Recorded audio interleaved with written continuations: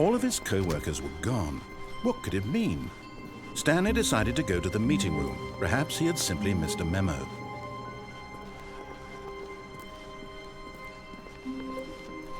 When Stanley came to a set of 2 open doors, he entered the door on his left.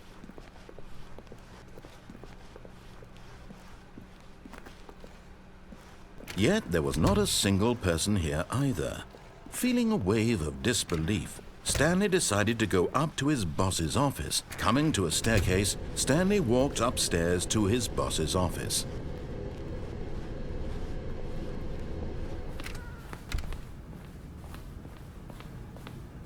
Stepping into his manager's office, Stanley was once again stunned to discover not an indication of any human life. Shocked, unraveled, Stanley wondered in disbelief who orchestrated this.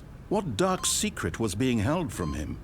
What he could not have known was that the keypad... Stanley was in such a rush to get through the story as quickly as possible, he didn't even have a single minute to just let the narrator talk. That kind of anxiety isn't healthy, so he relaxed for a few moments with some calming New Age music.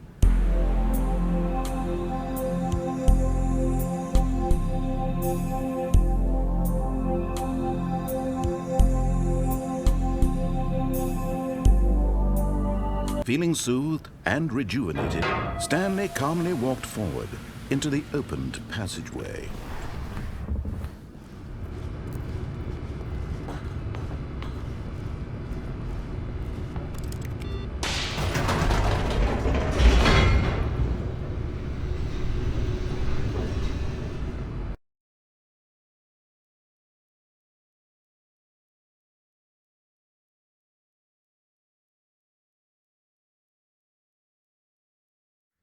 Descending deeper into the building, Stanley realized he felt a bit peculiar. It was a stirring of emotion in his chest, as though he felt more free to think for himself, to question the nature of his job. Why did he feel this now, when for years it had never occurred to him? This question would not go unanswered for long. Stanley walked straight ahead through the large door that read Mind Control Facility. Although this passageway had the word escape written on it, the truth was that at the end of this hall, Stanley would meet his violent death.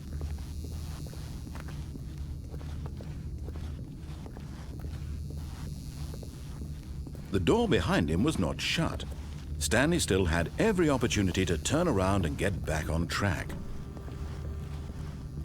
At this point, Stanley was making a conscious, concerted effort to walk forward and willingly confront his death.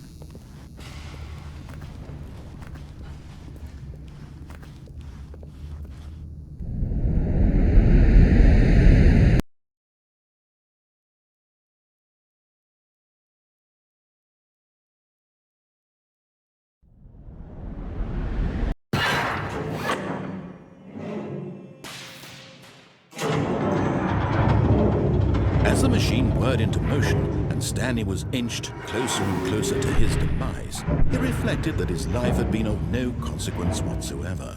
Stanley can't see the bigger picture. He doesn't know the real story, trapped forever in his narrow vision of what this world is. Perhaps his death was of no great loss, like plucking the eyeballs from a blind man. So he resigned and willingly accepted this violent end to his brief and shallow life. Farewell, Stanley.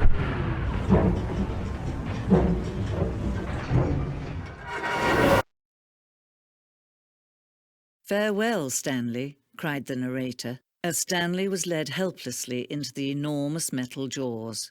In a single visceral instant, Stanley was obliterated as the machine crushed every bone in his body, killing him instantly.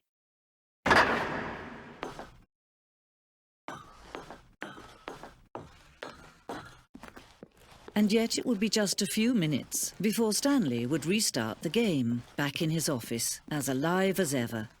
What exactly did the narrator think he was going to accomplish?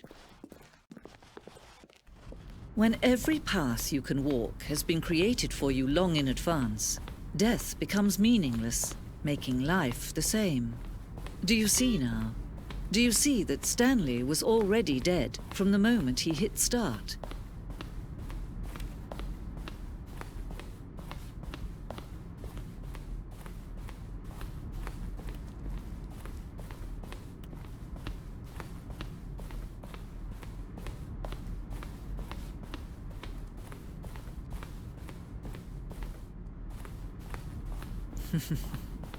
Oh, look at these two. How they wish to destroy one another. How they wish to control one another. How they both wish to be free. Can you see?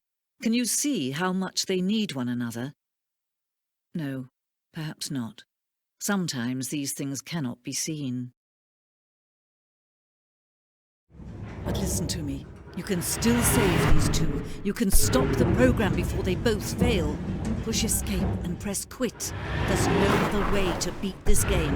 As long as you move forward, you'll be walking someone else's path. Stop now and it'll be your only true choice. Whatever you do, choose it. Don't let time choose for you. Don't let time